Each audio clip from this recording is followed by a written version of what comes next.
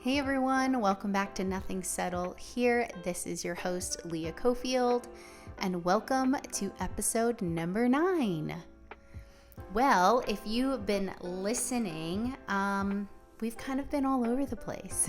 We started with a memoir, then we went back to reading journal entries that I made when I was facing an unplanned pregnancy, to being in the present moment and sharing about my mom passing away. And last week we talked about the anger I was feeling. And today we're going to go back into the journal entry. Should we continue talking about grief? I don't know, maybe. Should we go back to the journal? I don't know. And so here we are, right? Confused as ever. So I have the journal in my hand, so I think that's what we're going to do, and then we'll see where this goes. So if you have not been listening, then I would encourage you to go back, because we're going to pick up right kind of where we left off in my thoughts and processing the pregnancy. And so without further ado, we are picking up from September 24th, 2005. The most amazing experience of my life happened at 12 p.m. on Thursday, 9/22/2005. I heard your heart beating for the first time ever. You're so alive and real. It is incredible that you live and survive right in my stomach. It is the most amazing feeling I have ever felt in my life. My friend Danielle was there too. More updates. You're 14 weeks and 5 days old. I finally got Medicaid and WIC for us. We have a sonogram at the end of next month. Then I'll actually be able to see you. I'm so excited. Up until last night, almost 2 weeks ago, was the last time I spoke to your dad. I called him and told him all about the doctors. There has also been a lot going on with your uncle, and I might have to move again. I'll find out more later. Oh, my sugar has been running very low, and I'm still puking in the morning. When is that going to end? With a bunch of question marks and a smiley face. Well, I'm glad I chose to read this today, because there was a joy in this journal. So many of them have been filled with turmoil and insecurities and doubt, and this one feels like a relief to read, just to go back and think, okay, it wasn't always like that. I remember being able to feel him for the first time, my son, and wow, what an incredible experience that was. But it sounds like I'm finally at the point of experiencing joy and recognizing the reality that I'm carrying a baby who's moving and growing inside of me. I didn't know that I had mentioned my friend in here, Danielle, and sweet friend. Unfortunately, I don't have a lot of contact with her anymore, not for any particular reason. Still social media, if that counts for anything. But actually lived with her when I was going to school at Niagara University in New York, and we lived together in this really cute house, and she was an incredible support to me. I went through a depression stage when I was there. I don't even know if stage is the right word. I was depressed. And I remember this was before I was pregnant. And honestly, I don't even know if I can remember what happened or what the trigger was necessarily. I know that there was a lot going on in my life, but I feel like there always was with family and stuff. But anyway, she really helped get me out of that slump and helped carry me through some really dark times. Her and a really good friend named Kristen were two really good supports for me. They were non-judgmental, loving, gracious women. And I'm incredibly thankful for them to this day. In fact, both of them were in the delivery room with me when I had my son Isaiah. And truth be told, Danielle was actually the one who cut the umbilical cord. So that's kind of cool. I don't know, maybe my son will be able to meet her one day. He knew her when he was really little, but he wouldn't remember her. But anyways, I'm rambling. So incredibly thankful for both of them. And it's amazing how God puts people in your life. And you don't know the impact that they will have on you when you're going through something until you're actually going through it. And then look back and just see their prints all over. But anyway, I feel like I'm stumbling for my words a little bit. And I think it's because when I'm reading this, well, let me say this. I don't believe anything happens, or I believe everything happens for a reason. And when I say everything, I mean everything. So the fact that I've been reading this journal and it's all about facing this unplanned pregnancy and about me becoming a mother when I least expected it, and then losing my mom, and Mother's Day closely approaching us, is interesting. It is, I think when I just read that and could feel the joy that I had being able to hear my son's heartbeat, I guess I'm sitting here wondering if my mom ever experienced that with me. I wonder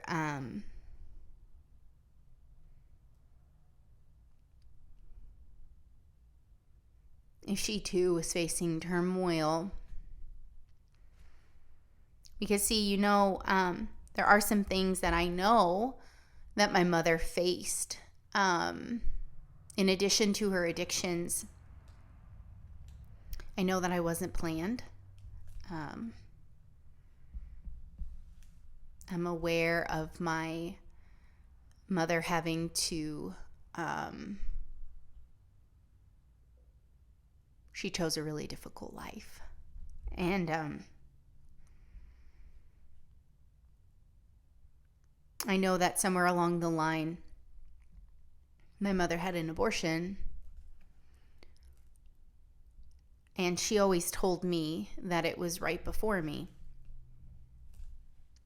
And I guess I just have this thought of like, what if it would have been me? Or, I don't know, the timing of all that feels very raw. And so I just wonder, after having an abortion and then getting pregnant again with me, what her thoughts were. I often gave her a hard time that I didn't have a baby book, and that my oldest brother has a lot of his childhood documented. A lot of pictures, a lot of sports events, just a lot of great memories captured. And I'm not sure if my middle brother has one, but I'm vaguely remembering that there was like a photo album that was put together for him. And I used to give my mom a hard time, like, geesh, like another thing that I don't have. And so I guess I'm sitting here and I'm wondering, like, Was there any joy that she experienced knowing that she was pregnant with me?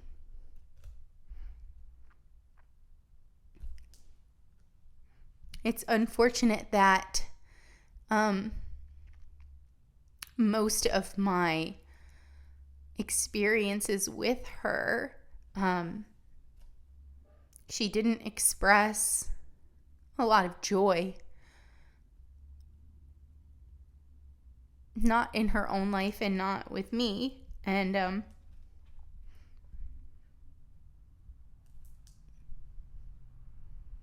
yeah. I wonder if she was going through turmoil being pregnant with me and the questions that she might have had, the fears that she might have been facing, knowing that I too was not planned, knowing the addictions that she was facing, and wondering what that was going to be like for her and for the family.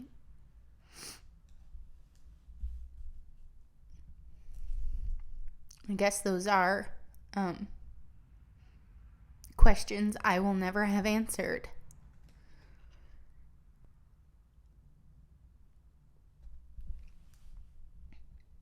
You know, my dad, he likes to save a lot of things.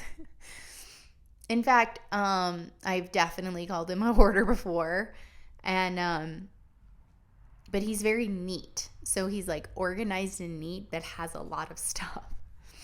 And he did hang on to a lot of things. And in fact, while he was here, he said, you know, I have a tote at the house of like your school stuff when you were little.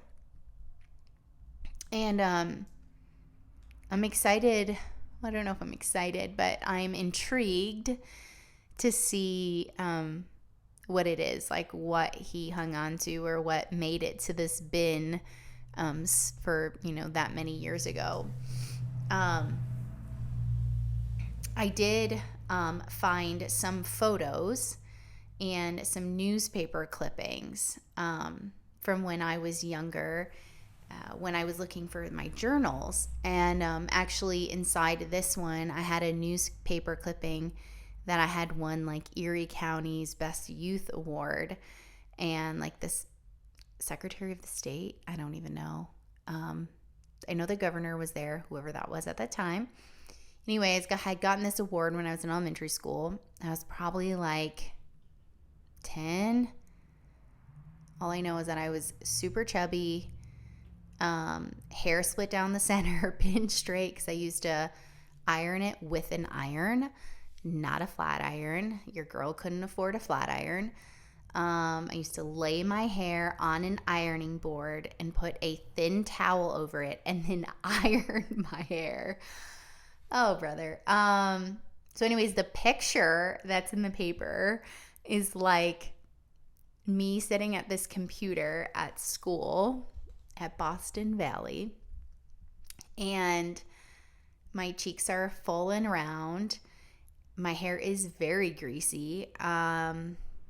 My hygiene wasn't the greatest. And I have a shirt on that says, "Yeah, right." And I was awarded a teacher who I still remember. Her name was Mrs. Sullivan. Ooh, what a dear lady. I guess had, I don't know, recommended me or whatever to get this award. And there was only one student that was chosen in the county. And it was me for my community service and my academic excellence, I think it said, and for my compassion or something for others. And I'm not even sure why I'm even talking about this, but man, the importance of teachers. School was like I shouldn't say that. It wasn't a safe place for me. There were people at the school that were a safe place for me. School definitely was not a safe place for me. People are actually extremely cruel to me. And I don't know if we should get into that in this podcast, but at least not in this episode.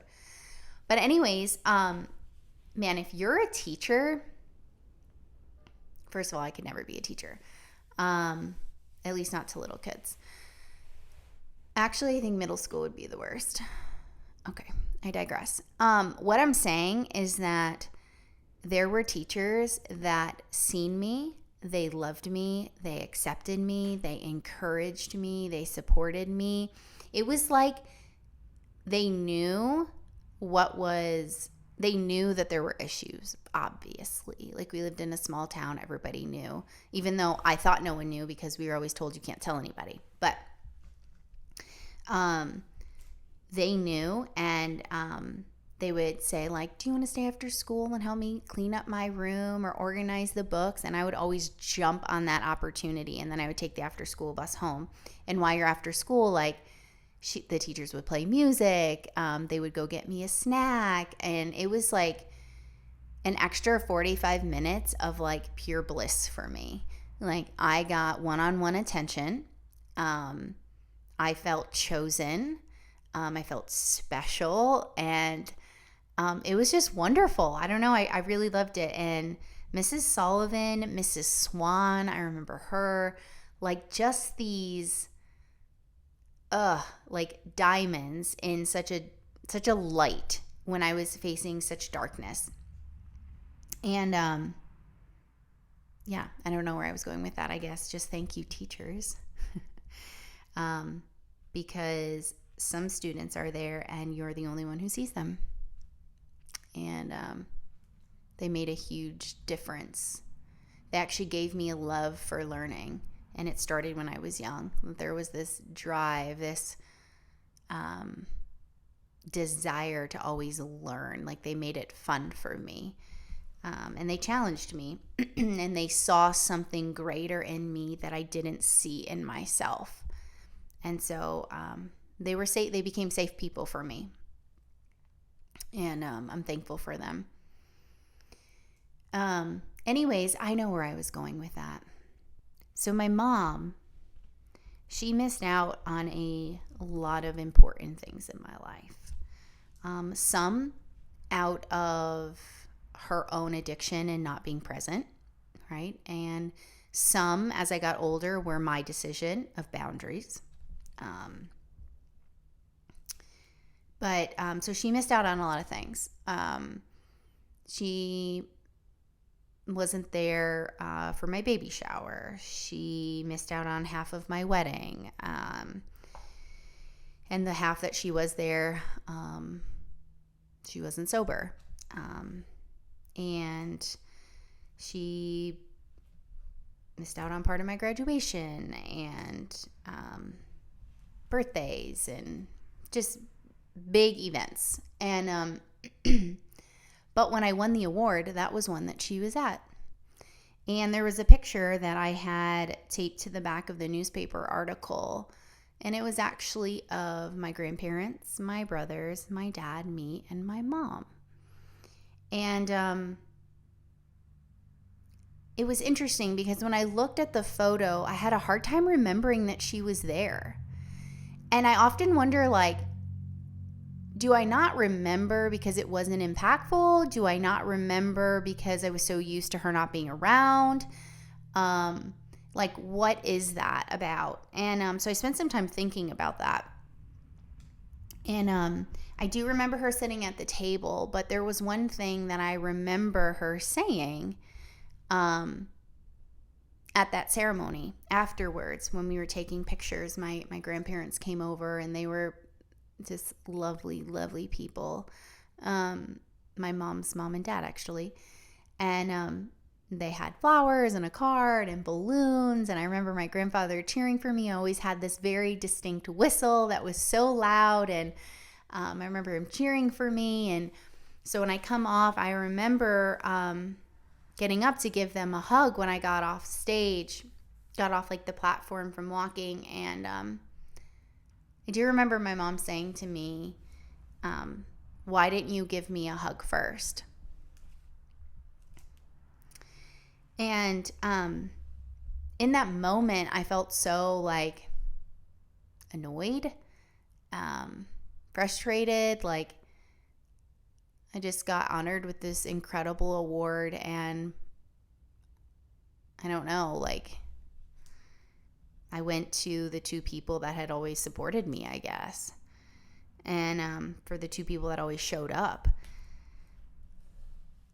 But now when I sit here and think about that moment, I feel bad. Because it was one of the events that she went to. Maybe she was proud of me and I wasn't able to show my appreciation to her. Maybe I missed out on the opportunity to hear her say that.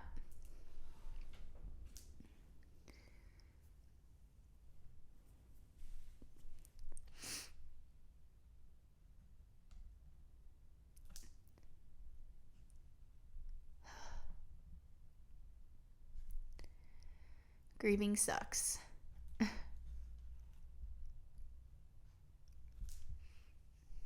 I know it's not my fault. I didn't steal an opportunity, right? But there's just an honest place of me that says, like,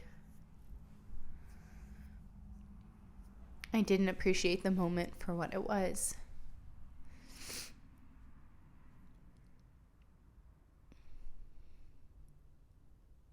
I know I was just a kid. But now as an adult, I just wonder.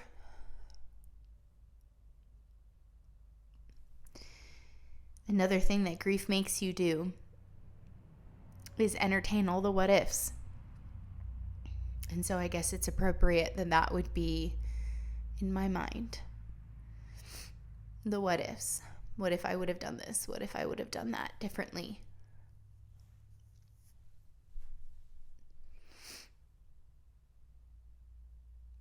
I guess I will never know. But what I do know is that I'm not going to have guilt for that. I'm not going to have a regret over that. But they are things that I'm okay with sitting in and allowing myself to process. I don't want to deny myself that reality or sugarcoat that's those are things that are going on in my mind. Because it's unhealthy to deny our reality, right? So there's this thing with emotions that our emotions are not based on facts. Our emotions are based on perception. So our perception becomes our reality. Just like however you're feeling, that becomes your reality. So it's your truth. But emotions are like a roller coaster. I mean, we literally can feel like 100 different things throughout the day or even at the same time. And so they're not based on facts. They're based on perception, and perception is our reality. And so feelings and emotions are okay. They are valid, but emotions can be very reactive and not responsive. And so we need to be emotionally mature enough to say, or to pause, I should say, and process through what is it that I'm feeling and how do I want to respond to this emotion versus I'm going to use this emotion and now react in it. And so that has been part of this process for me too, is being okay with how I'm feeling, sitting in it, allowing myself to process through it, and like acknowledging it, and then responding instead of reacting. See, if I was going to react, then I would now feel like guilty and condemned and regretful. But I know that that's not true. It's not true. When I look at all the facts, I'm a child, I had already a very broken relationship with my mom. Experiences had taught me she wasn't sustainable or consistent. And so it would be natural for me to go to my grandparents. See, but now I could sit on this side and be like, oh, that's not true, and not look at all those facts. Anyways, what I'm saying is we are in a generation, in a culture, I should say. We're in a culture that is all about do what makes you happy and feed your emotions and do well by you and screw everyone else. And I strongly disagree with that statement. I strongly disagree with that philosophy. I 1000% disagree because we can't live in our emotions. They're not factual. They are like a temperature that can help direct us or give us an idea about where we're at, but they're not there to, they shouldn't be there to lead us. So, yeah, we need to get out of the mindset or stop sharing those freaking memes that are like, do what makes you happy. Barf from the mouth. No. Because what makes you happy could be destructive to someone else. I get the bottom line, right? Like there's this gray area of like protecting your peace. Yes, protect your peace. Anyways, I don't even want to get into this. I feel like this has been long enough. All I'm saying is that we are to honor, right, others. We are to also honor ourselves, and we can do that in a respectful way. We can't follow our feelings. Our feelings might be road signs for us, like a stop sign, a yield sign, a caution sign, a roundabout sign, right? They can be signs on our map, but they should not be leading us. They should not be directing what road we take because they are not factual to contrary belief. Anyways, friends, I'm going to cut this because I'm rambling. I will see you next time.